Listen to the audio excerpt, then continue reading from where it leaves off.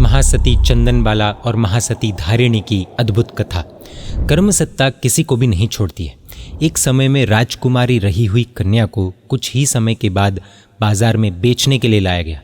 दासियों की सेवा में पली बढ़ी वह राजकुमारी कुछ समय के बाद खुद ही दासी बन गई और वही दासी कुछ समय के बाद प्रभु महावीर के शासन की प्रथम साध्वी जी बन गई। आखिर कैसे हुआ ये सब? इनके जीवन के अप्स एंड डाउन्स देखकर हमें हमारे जीवन के अप्स एंड डाउन्स एकदम नॉर्मल लगेंगे। तो आइए जानते हैं बरहेसर सज्जाई की महासती चंदनबाला और महासती धारिणी की अद्भुत और रोचक कथा। आप देख रहे हैं जिन मीडिया, बने रहिए इस वीडियो के अंत तक। चंपा नगरी के राजा दधिवाहन और उनकी रानी धारिणी की वसुमती नामक इकलौती बेटी थी। एक दिन मौका देखकर कौशाम्बी के राजा शतानिक ने चंपा नगरी पर हमला कर दिया। दधिवाहन राजा के यहाँ पर युद्ध की कोई भी तैयारी नहीं थी। दोनों सेनाओं में जोरदार युद्ध हुआ, लेकिन अपनी सेना को कमज़ोर देखकर दधिवाहन राजा अपनी जान बचाने के लिए छिपकर भाग गया। शतानिक राजा की सेना ने चंपा नगरी को बहुत बुरी तरह से लूट लिया। राजा दधिवाहन की रानी और बेटी भी अपनी जान बचाने के लिए इधर उधर भटकने लगे। अचानक एक सैनिक ने उन दोनों को पकड़ लिया और अपने रथ में बिठाकर आगे ले जाने लगा। शतानिक राजा ने चंपा नगरी को अपने कब्जे में कर लिया और वो अपनी सेना के साथ कौशाम्बी लौटने लगा। रास्ते में उस सैनिक ने धारिणी से कहा, हे धारिणी, सब चिंता छोड़ दो और मुझे पति के रूप में स्वीकार कर लो। धारिणी ने कहा, अरे पापी, ऐसी घटिया बातें मत कर। तू ये क्या बोल रहा है? मैं पर स्त्री हूँ। पराई स्त्री के साथ संबंध बनाने वाला पुरुष नरक में जाता है। धारिणी ने उस सैनिक को बहुत समझाने की कोशिश की, लेकिन वो सैनिक उसके रूप का लालची बना हुआ था और उसकी कोई भी बात सुनने को तैयार नहीं था। काम वासना में अंधा बना हुआ इंसान बहुत भयानक हो जाता है। वासना के अंधेपन में व्यक्ति की समझ पर पर्दा आ जाता है और वो अपने भले बुरे का विचार करना भी छोड़ देता है। वासना में डूबा व्यक्ति सिर्फ वर्तमान की सोचता है, भविष्य की नहीं सोचता है। धारिणी ने उसे बहुत समझाया, लेकिन जब वो सैनिक अपने इरादे से पीछे नहीं हटा, तब धारिणी ने सोचा, अगर मेरा शील भंग हुआ तो मेरी आत्मा की दुर्गति हो जाएगी।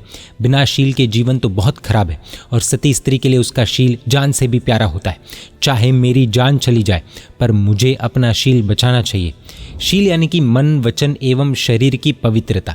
ऐसा सोचकर धारिणी ने तुरंत अपनी जीभ काटकर आत्महत्या कर ली। धारिणी के निर्जीव मृत शरीर को देखकर उसकी बेटी वसुमती जोर जोर से रोने लगी। माँ, तो मुझे छोड़कर कहाँ चली गई? तेरे बिना मेरी क्या हालत होगी? माँ, तेरे वियोग को मैं कैसे सहूंगी? अब तो तेरे जैसी ही मेरी भी हालत होनी चाहिए। इस तरह से वसुमती जोर जोर से विलाप करने लगी। वसुमती के विलाप ने उस सैनिक के कठोर दिल को भी पिघला दिया। सैनिक ने कहा, बालिका, अब रोना बंद कर। जो होना था वो हो गया। किस्मत के आगे किसी का जोर नहीं चलता। तू चिंता छोड़ दे। मैं तुझे अपनी बहन और बेटी मानूंगा। तुझे डरने की जरूरत नहीं है। फिर उस सैनिक ने धारिणी के शरीर से गहने उतारे और उसके मृत शरीर को रास्ते में बाहर फेंक दिया। वह सैनिक वसुमती को लेकर अपने घर आया। घर पहुंचते ही उसकी पत्नी ने वसुमती को देखा और वो सोचने लगी, जरूर मेरा पति इसे अपनी पत्नी बनाएगा। वो गुस्से में बोल उठी, तुम इसे क्यों लाए हो? मैं इसे अपने घर में नहीं रख सकती। अगर तुम इसे घर में रखोगे तो मैं आत्महत्या कर लूँगी और अगर राजा को ये पता चल गया तो वो हमारा सब कुछ छीन लेगा। अगर तुम इसे अपने मन से नहीं निकालोगे तो मैं राजा के पास जाकर शिकायत कर दूंगी। पत्नी की बात सुनकर उस सैनिक ने सोचा, वसुमती को घर में रखना अब ठीक नहीं है। क्यों न इसे बाजार में ले जाकर बेच दूँ और जो पैसे मिले वो ले लूँ। जिसको कुछ समय पहले बहन कहा था, बेटी कहा था, उसी को बेचने का निर्णय इस सैनिक ने कर लिया। यही इस संसार की रियलिटी है। वसुमती को बेचने का सोचकर वह सैनिक उसे लेकर नगर के चौराहे पर खड़ा हो गया। वसुमती के अद्भुत रूप और सुंदरता को देखकर बहुत लोग इकट्ठा हो गए। उस समय कुछ वेश्याएं भी वहां पर आई। वेश्याएं आपस में बातें करने लगी और एक वेश्या ने दूसरी से कहा, भला इसे खरीदने की ताकत किसमें है? इसके लिए तो करोड़ों भी कम है। चलो इसकी कीमत पूछते हैं। वेश्या ने कीमत पूछी। सैनिक ने कहा, 500 स्वर्ण मुद्राएं। वेश्या ने कहा, लो ये 500 मुद्राएं और इसे मुझे सौंप दो। सैनिक मुद्राएं गिनने लगा। इधर वसुमती ने जब उन वेश्याओं को देखा तो उसे कुछ गलत होने का आभास हुआ। वसुमती ने वेश्याओं से पूछा, तुम कौन हो? उस वेश्या ने कहा, हमारी जाति पूछने से क्या फ़ायदा? हमारे यहाँ तो राजमहल से भी ज़्यादा सुख है। वसुमती ने कहा, अरे मैं तुझे पहचान गई, तुम वेश्या हो। मैं किसी भी हालत में तुम्हारे साथ नहीं जाऊँगी। वेश्या ने कहा, अरे तू बिक गई है, अब क्यों घमंड कर रही है? चलती है या नहीं? इतना कहकर उसने वसुमती का हाथ पकड़कर खींचना शुरू किया। वसुमती की आंखों में आंसू आ गए। वह अपने भविष्य के दुख की कल्पना से कांप गई और उसने भगवान को याद किया। वसुमती के दिल में भी अपनी मां धारिणी की तरह ही शील की रक्षा की भावना थी। उसके शील रक्षा के दृढ़ भाव के प्रभाव से किसी देव ने उस वेश्या की नाक काट दी और उसका मुंह काला कर दिया। ये देखकर बाकी वेश्याएं डर गई और वसुमती को छोड़कर वहां से भाग गई। द्रौपदी के शील रक्षा की घटना तो सभी को पता है, लेकिन ये घटना क्या हमें पता है? खैर, वह सैनिक वसुमती को लेकर दूसरे चौराहे पर चला गया और वसुमती को बेचने के लिए वहां पर खड़ा हो गया। उसी समय धनावह नामक एक सेठ वहां पर आए और बोले, इस लड़की की क्या कीमत है? सैनिक ने कीमत बताई। तभी वसुमती ने अचानक पूछा, सेठ जी, पहले मुझे ये बताइए कि आपका कुल कौन सा है और मुझे आपके घर में क्या करना होगा? सेठ ने बताया, हमारे घर में रोज जिनेश्वर भगवान की पूजा होती है, जीव दया का पालन किया जाता है, नवकार मंत्र का जाप, 7 क्षेत्र में धन का दान और अभक्ष्य भोजन का त्याग, ये सभी हमारे कुल के नियम हैं। वसुमती ने मन में सोचा, इस सेठ के घर पर मेरे शील धर्म की रक्षा हो सकती है, और ऐसा सोचकर वह सेठ के साथ चलने के लिए तैयार हो गई। सेठ ने सैनिक को 500 सोने की मुद्राएं दी और वसुमती को लेकर अपने घर आए। घर आकर सेठ ने अपनी पत्नी मूला से कहा, इसे अपनी बेटी मानकर इसका पालन पोषण करना, इसे किसी भी तरह की तकलीफ न हो, इसका पूरा ध्यान रखना। धनावह सेठ की ये बात सुनकर और वसुमती के सुंदर रूप को देखकर मूला को भी अंदर ही अंदर चोट लगी। वो सोचने लगी, अरे मेरे पति इसे अपनी पत्नी बनाने की सोच रहे, अभी तो इसे बेटी बेटी कह रहे, लेकिन बाद में मुझे छोड़कर इसे पत्नी बना लेंगे और मुझे ही दुख देंगे। मूला ने सोचा, अभी ही इसे खत्म करना होगा, नहीं तो बाद में मुझे ही पछताना पड़ेगा। हालांकि वो सेठ की आज्ञा का विरोध नहीं कर सकी, लेकिन वसुमती को अपने घर में रखना उसे अच्छा नहीं लगा। धीरे धीरे समय बीतने लगा। वसुमती चंदन की तरह ठंडक देने के स्वभाव वाली बाला यानी बच्ची होने के कारण सेठ उसे प्यार से चंदन बाला कहने लगे।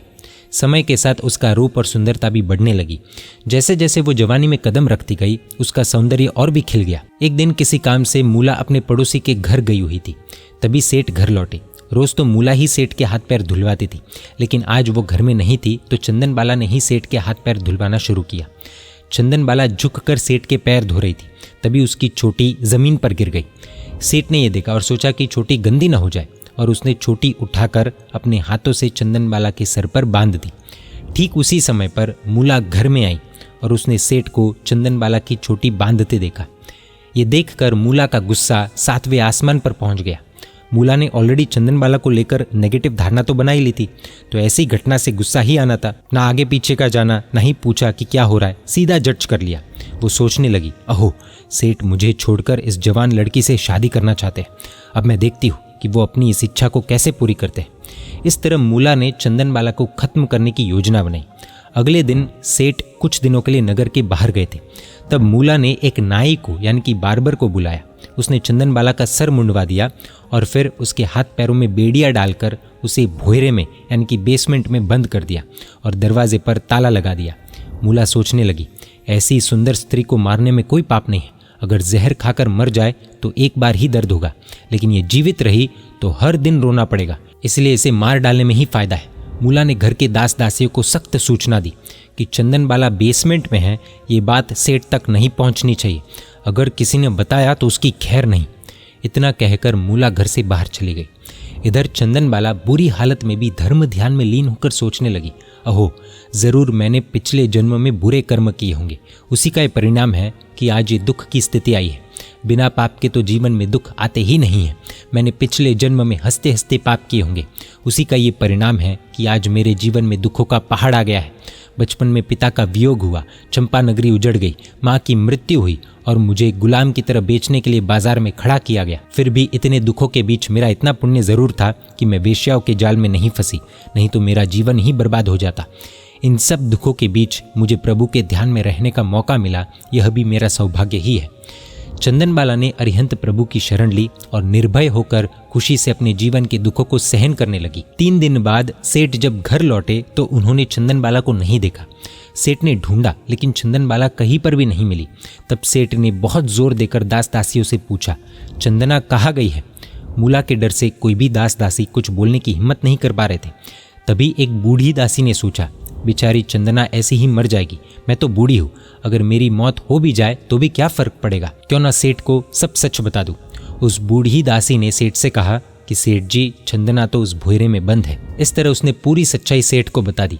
सेठ ने तुरंत भुइरे का ताला खोला और जैसे ही सेठ ने मुंडित सर वाली और हाथ पैर में बेड़ियों में बंधी हुई चंदनबाला को देखा, वो बहुत हैरान और दुखी हो गए। सेठ ने चंदनबाला को उठाकर द्वार के पास लाकर बिठा दिया। सेठ ने दासी से पूछा, क्या कुछ भोजन तैयार है? दासी ने कहा, सेठ जी, भोजन तो तैयार नहीं है, बस उड़द के बाकुले तैयार है और रखने के लिए थाली भी नहीं है। दासी सुपड़े के कोने में, यानी कि पहले के ज़माने में जिससे चावल आदि छानते थे उसे सूप कहते थे, उस सुपड़े के कॉर्नर में बाकुले लेकर दासी सेठ के पास आ गई। सेठ सोचने लगे, ओहो, आज कैसी स्थिति आ गई है। बेटी जैसी चंदना को खिलाने के लिए मेरे पास कुछ भी नहीं है। खैर, अभी के लिए तो उड़द के बाकुलों से ही पारना करवाऊंगा। सेठ ने वह सुपड़ा चंदनबाला को दे दिया और उसके हाथ पैर की बेड़ियां तुड़वाने के लिए लुहार को बुलाने के लिए बाहर चले गए। चंदनबाला को 3 दिन का उपवास यानी कि 8ठम तप पूर्ण हो चुका था। वह द्वार पर बैठी सोच रही थी, अरे कहाँ मेरी वो स्थिति जब मैं राजनंदिनी वसुमती कहलाती थी। हमेशा सखियों के साथ रहती, घूमती फिरती, साधु साध्वी जी भगवंत के साथ धर्म चर्चा करती, मगर आज मेरी यह दासी जैसी स्थिति। कहा एक समय में मेरे सर पर काले लंबे केश और कहा आज मेरा यह मुंडित मस्तक। कहा वो स्थिति जब मैं भक्ति भाव से इन हाथों से साधु संतों को आहार देती थी, मगर आज उन्हीं हाथों में ये हथकड़ियाँ। सचमुच में मेरे कर्म बहुत ही विचित्र है। यदि विचित्र न होते तो क्या कभी मेरी ऐसी अकल्पनीय स्थिति होती। आज 3 उपवास के पाड़ने के समय मेरे पास सुपड़े में ये उड़द के बाकुले। आज यदि मैं घर पर होती तो ज़रूर किसी महात्मा को पहले बोराती और फिर पारना करती, मगर आज ऐसी स्थिति में हूँ कि मात्र कल्पना ही कर सकती हूँ कि यदि कोई साधु महात्मा पधार जाए तो मैं उनको बहरा कर पारना करूं। ऐसा सोचते सोचते जैसे ही उसने सामने देखा तो उसे श्री महावीर प्रभु दिखे, जो गोचरी के लिए पधारे थे।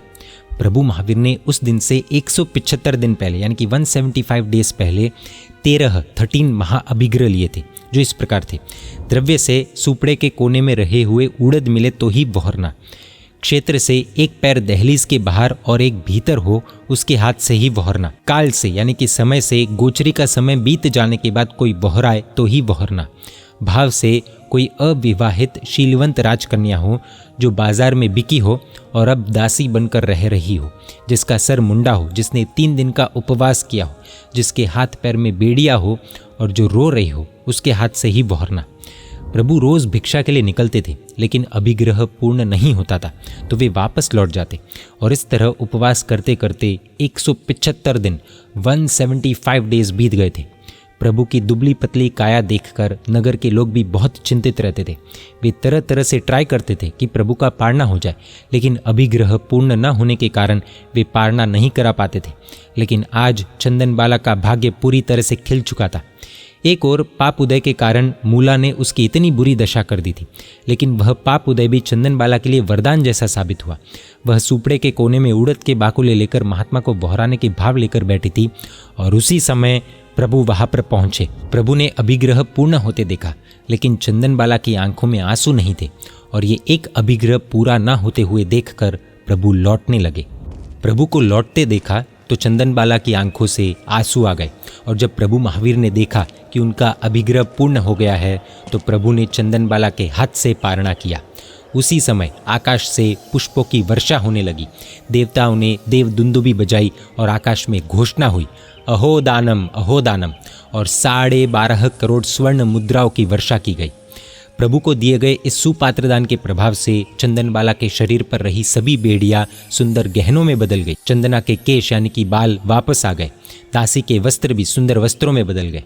प्रभु के दीर्घकालीन तप का पारणा करवाकर चंदनबाला धन्य हो गई। मूला को जब ये सब पता चला तो उसे अपने पाप का गहरा पछतावा हुआ और उसने चंदनबाला से क्षमा मांगी। चंदनबाला ने कहा, माँ, आपने तो मुझ पर उपकार ही किया है, जो भी हुआ वह मेरे लाभ के लिए ही हुआ। पारणे के बाद प्रभु वहां से अन्यत्र विहार कर गए। पारणे का यह दृश्य देखकर सब जन प्रसन्न थे, मगर संपुल नामक एक दास फूट फूट कर रो रहा था। तब शतानिक राजा ने उसे पूछा, अरे इन खुशी के क्षणों में तो इस तरह से क्यों रो रहा है? संपुल ने कहा, महाराज, पारना करवाने वाली इस वसुमती को देखकर यानी कि चंदनबाला को देखकर मैं चुप नहीं रह पाया। महाराज, कहा तो इसके वो दिन और कहा आज इसके ये दिन। शतानिक राजा ने पूछा, क्या तो इस कन्या को जानता है? संपुल ने दधिवाहन राजा और वसुमती का कनेक्शन और वसुमती की पूरी स्टोरी राजा को बताई। यह वही शैतानिक राजा है जिसने चंपा नगरी पर हमला किया था, जिसके बारे में हमने स्टार्टिंग में देखा था। उस हमले के बाद फिर वसुमती का ये हाल हुआ था, जिसका आगे जाकर चंदनबाला नाम पड़ा। संपुल की बातें सुनते ही राजा ने कहा, अब तो यह कन्या परम सौभाग्यशालिनी है। अरे यदि हम में से सबसे अधिक किसी का सौभाग्य है तो मात्र इसका। इसने परमात्मा को पारणा करवाया है। हम सबकी चिंता को टालने वाली एकमात्र यही है। वसुमती की स्टोरी सुनते ही शैतानिक राजा की पत्नी महारानी मृगावती ने कहा, अरे क्या ये धारिणी की बेटी है? धारिणी तो मेरी सगी बहन है, उसकी पुत्री तो ये मेरी ही पुत्री है। अर्थात चंदनबाला की मौसी मृगावती हुई। हम कहते ही है कि मासी यानी कि माँ की जैसी। इस तरह वसुमती यानी कि चंदनबाला की पूरी पहचान सभी को पता चली। कुछ समय के बाद जब भगवान महावीर को केवल ज्ञान प्राप्त हुआ तो उनकी धर्मदेशना सुनकर चंदनबाला के दिल में संसार के प्रति वैराग्य भाव पैदा हो गया। महासती चंदनबाला ने प्रभु महावीर के हाथों से दीक्षा ली और प्रभु के श्रमण परिवार की और महावीर प्रभु के शासन की प्रथम साध्वी जी बनी। महासती चंदनबाला साध्वी जी रत्नत्रयी की साधना में लीन हो गई और कुछ समय के बाद उन्होंने केवल ज्ञान प्राप्त किया और शाश्वत अजरा अमर मोक्ष पद को प्राप्त कर लिया। महासती चंदनबाला जी को केवल ज्ञान कैसे प्राप्त हुआ, वह भी एक रोचक और फेमस कथा है। हम महासती मृगावती जी की कथा में वो घटना आगे जानेंगे। महासती चंदनबाला की कथा से हमें बहुत कुछ सीखने और समझने जैसा है। लर्निंग नंबर 1, महासती धारिणी ने अपने शील पर संकट आते देखा तो शील वर्सेस प्राण में धारिणी ने शील को चुना। शील को बचाने के लिए प्राणों की आहुति दे दी। इससे समझ में आता है कि हमारी महासतियों की नज़र में शील की कीमत कितनी थी। प्राण से भी ऊपर उन्होंने शील को रखा है। आज हमें शर्म आनी चाहिए। एक एक रील पर हमारा शील भंग हो रहा है। थोड़े पैसों के लिए, थोड़े फॉलोअर्स के लिए शील को सोशल मीडिया पर नीलाम किया जा रहा है। एक तरफ शील वर्सेस प्राण में शील को चुनने वाले हमारे पूर्वज है, महापुरुष है, महासतिया है, हमारा इतिहास है। दूसरी तरफ शील वर्सेस पॉपुलैरिटी में, शील वर्सेस पैसों में, शील वर्सेस रील में पॉपुलैरिटी, पैसे और रील चुनने वाले आज के कुछ अंधे लोग हैं। हमें तय करना होगा कि हम किसकी तरफ है और कैसा बनना है। पैसे इस भव में न मिले तो शायद अगले भव में, अगले जन्म में मिल जाएंगे, पर शील अगर इस भव में टूटा तो भवो भव नहीं मिलेगा। लर्निंग नंबर 2, शील सिर्फ शरीर से भंग होता है ऐसा नहीं है। रील्स देखते देखते कोई घटिया अश्लील कंटेंट आ जाए और हमारी उंगली उसे स्किप न करे, हमारी आंखें बंद न हो, हमारी आंखें गलत जगह पर जाए और देखने पर हमारे मन में थोड़ा सा भी विकार जगे तो समझना है कि शील का भंग हो रहा है। इधर धारिणी रानी का तो एक बार शील भंग हो रहा था और उन्होंने प्राणों की आहुति दे दी। पूरे दिन में हमारा कितनी बार शील भंग हो रहा है, क्या हम एनालिसिस कर पा रहे हैं? और शील भंग कराने वाला mobile phone, social media applications, घटिया दोस्त एट्सेट्रा हमारी आत्मा के लिए, हमारे शील के लिए कितने सेफ है, क्या हम विचार कर रहे हैं? शील से ऊपर कुछ नहीं है, कुछ भी नहीं। लर्निंग नंबर 3, जब वसुमती को बेचा जा रहा था तब उन वेश्याओं को देखकर उसे कुछ गलत लगा, कुछ आभास हुआ। मानो या न मानो, कुदरत ने स्त्रियों को एक अलग प्रकार की शक्ति दी है, सिक्स्थ सेंस की। कुछ इस प्रकार की भयानक घटना घटे उससे पहले ही उन्हें कुछ अजीब, कुछ गलत आभास होने लगता है। कुदरत के संकेत को अगर वह स्त्री पहचान ले तो शायद बच जाती है। इसलिए कहते हैं कि एक आंख विश्वास की होनी चाहिए तो एक आंख विवेक की भी होनी चाहिए। जब स्त्री किसी पर अंधविश्वास कर लेती है तो ये सिक्स्थ सेंस खत्म हो जाती है। फिर कुदरत कितने भी संकेत क्यों ना दे, उसे कुछ भी पता ही नहीं चलता। इस विषय पर हमने बहुत पहले डेट रेप ड्रग को लेकर एक वीडियो बनाया था, वो प्लीज़ ज़रूर देखिएगा। सभी बहनों को खास वो वीडियो देखना चाहिए। अब बहनों को इंट्रोस्पेक्शन करना होगा कि उनकी सिक्स्थ सेंस जीवित है या नहीं और उन्हें उसे जीवित रखनी है या नहीं। लर्निंग नंबर 4, वसुमती ने उस सेठ के घर जाने से पहले उसके कुल की, उसके घर में चल रही गतिविधियों की जानकारी ली। जब पता चला कि उस सेठ के घर में धर्म है और इसीलिए शील की रक्षा हो जाएगी तो फिर दासी के रूप में भी, यानी कि नौकरानी के रूप में भी जाने के लिए वो तैयार हो गई। इससे पहले चौराहे पर वेश्या ने खरीदते समय तो कहा था कि हमारे पास तो महल जैसा सुख मिलेगा। फिर भी यही वसुमती जाने को तैयार नहीं हुई थी क्योंकि वहाँ पर शील की रक्षा नहीं थी। अर्थात शील की रक्षा हो तो नौकरानी बनना भी मंजूर और शील का भंग हो तो महल का सुख भी मंजूर नहीं, वो भी ठुकरा दिया। हमारी सोच हिलाकर रख दे ऐसी अद्भुत थॉट प्रोसेस। बुरा मत मानिएगा, लेकिन आज के समय में शादी से पहले क्या देखा जा रहा है? महल का सुख या फिर धर्म की अनुकूलता, शील की रक्षा। फिर जब महलों के सुख में भी जब घोर दुख मिलता है तब भगवान को हम कोसते हैं। क्या ये आज की कड़वी सच्चाई नहीं है? उत्तम कुल में जन्म लेकर कहीं पर भी शादी करने की सोच रखने वाली बहनों को भी यह वसुमती की चंदनबाला की कथा एक गहरा संदेश दे रही है। सिक्स्थ सेंस काम कर रहा होगा तो शायद वो बच जाएंगे। समझदारों को इशारा काफ़ी है। प्रॉपर्टी वर्सेस प्योरिटी में हमें क्या इंटैक्ट रखना है, सोचने जैसा है। लर्निंग नंबर 5, हम हमारे दुख का ठीकरा कभी भी खुद के कर्मों पर नहीं बल्कि किसी ना किसी व्यक्ति पर ही फोड़ते हैं। चंदनबाला को जब बेसमेंट में कैद किया गया था, ये देखकर हमें शायद मूला पर गुस्सा आएगा, द्वेष भी आ जाएगा, लेकिन यही हम में और महान आत्मा चंदनबाला में फ़र्क है। हम उस सिचुएशन में होते तो मूला को निपटाने की योजना बनाते, और चंदनबाला जो एक समय में राजकुमारी थी, उसकी ऐसी हालत में भी वो धर्म ध्यान में मस्त थी। एक लड़की के लिए उसके बाल यानी कि उसका सब कुछ होता है। खैर, लेकिन सोचने जैसा है कि एक राजकुमारी का मुंडन करके बेसमेंट में उसे डाला है। ऐसे में भी वो खुद की गलती देख रही है। हम होते तो हमारा अहंकार, हमारा ईगो हमें ये मानने ही नहीं देता कि भाई ये मूला की नहीं खुद के कर्मों की गलती है। प्रॉब्लम ये है कि हमें मूल में जाना है और हम मूला में फंस जाते हैं। लर्निंग नंबर 6, भूतकाल में रही राजकुमारी की सर का मुंडन किया गया है। परी जैसा जीवन जीने वाली को दासी बनाया गया है। उसके हाथों में पैरों में बेड़िया है, खाने को नहीं मिल रहा है, फिर भी चंदनबाला धर्म ध्यान कर रही है। बाप रे बाप, क्या ये आश्चर्य नहीं? क्या ये अपने आप में चमत्कार नहीं? इतनी नेगेटिव सिचुएशन में भी, इतने दुखों के बीच भी चंदनबाला को 2 पॉजिटिव पॉइंट्स मिल गए। नंबर 1, मेरे शील की रक्षा हुई। नंबर 2, मैं प्रभु का ध्यान कर पा रही हूँ। ऐसा कहते हैं कि जब भी हम दुख में होते हैं तो अधिक दुखी को देखना चाहिए, या जिस दुख में हम हैं उससे अधिक अगर दुख आता तो हमारी क्या हालत होती वो सोचना चाहिए। इससे हमें हमारा दुख कम लगने लगता है। चंदनबाला ने यही सोचा कि सर का मुंडन हुआ है, बेसमेंट में लॉक किया गया है, खाने पीने को नहीं मिल रहा है, कोई बात नहीं, अगर वेश्याओं के जाल में फंस जाती तो जीवन बर्बाद हो जाता।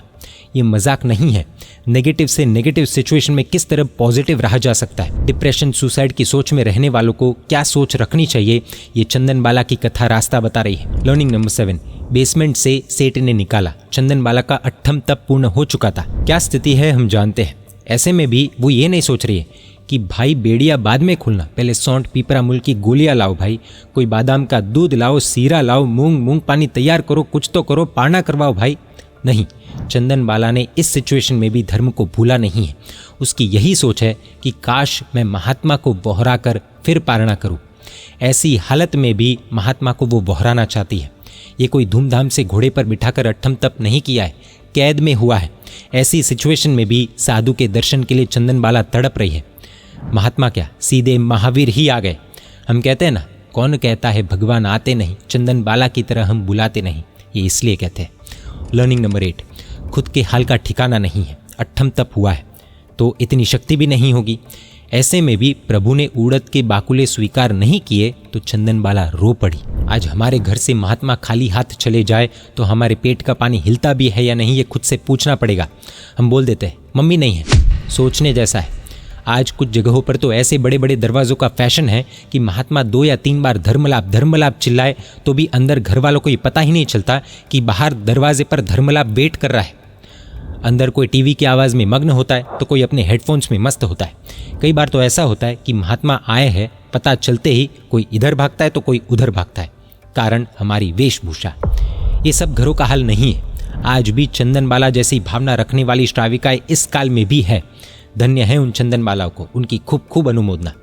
लर्निंग नंबर 9, मूला जब क्षमा मांगती है तब चंदनबाला सहज रूप से मूला को क्षमा कर देती है और क्या कहती है, माँ कहती है, माँ आपने तो मुझ पर उपकार ही किया है। यहाँ पर थोड़ा डेप्थ एनालिसिस में जाए तो कई बार ऐसा होता है कि लाइफ में प्रॉब्लम्स आने पर हम कर्म सिद्धांत को कुछ हद तक अप्लाई करने की कोशिश करते ही है, और जिस व्यक्ति के माध्यम से प्रॉब्लम्स आई है शायद बाहर से तो दिखाने के लिए हम उसको नेगेटिव नहीं बोलते, लेकिन अंदर क्या चलता है वो तो भगवान ही जाने और हम जाने।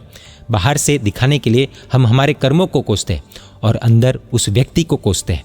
इसी कारण से हम उस व्यक्ति को कभी भी दिल से माफ़ नहीं कर पाते।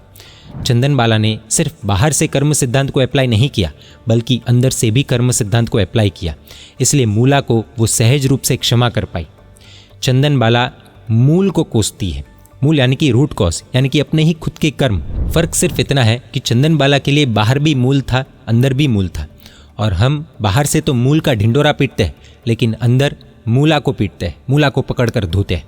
लर्निंग नंबर 10, बहुत बार आंखों से देखी हुई चीज़ धोखा देती है। इसलिए मूला ने जब धनावह द्वारा चंदनबाला की चोटी पकड़ने की घटना देखी तो उसने बहुत सी व्यर्थ कल्पनाएं कर दी, ओवर थिंकिंग कर ली।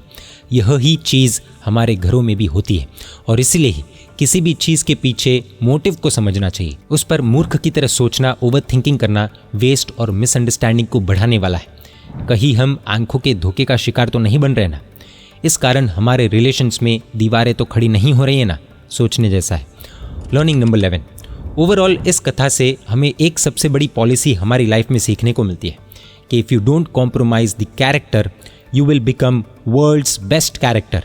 और एक हित शिक्षा भी मिलती है कि some bad events are good for future. जय जिनशासन, जय महावीर।